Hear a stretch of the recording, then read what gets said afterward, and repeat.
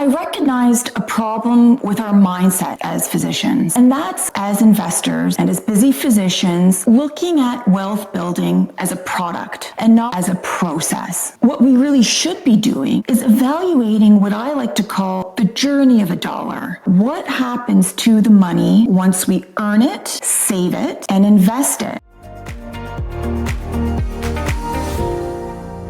Hi, I'm Dr. Genhee So, founder of ElevateMD, and today we're going to talk about the biggest roadblock that physicians have when it comes to building meaningful wealth. After a lot of conversations with physicians and giving these talks to promote financial education and conversation, I recognized a problem with our mindset as physicians, and it has to do with a number of factors, but I want to focus on one today, and that's us as investors and as busy physicians looking at wealth building as a product and not how we should be approaching it as a process. So what do I mean by we think of investing as a product? When I look back at how I invested and how I looked at good wealth building when I was an early career radiologist, I didn't know a ton. I mean, none of us really have any kind of formal financial education. We certainly didn't get it in med school. So I hung on to a couple of things that were measurable and that I knew to be true. And the metrics that I used were how well is the investment performing, what's the rate of return or percentage of growth, and how much is it going to cost me? What is the management expense ratio? Or what's the cost on purchasing that investment that I want to buy and use to grow my wealth? And when you start to look at wealth building as just a product and you chase all the different investments that perform the best, that cost you the lowest to buy, you forget about the big picture. And that is, effective wealth building isn't just about chasing the first part of a long journey and process. It's only one small piece of the puzzle. Because if we take a minute and we just think about the journey of a dollar through our lives and our career,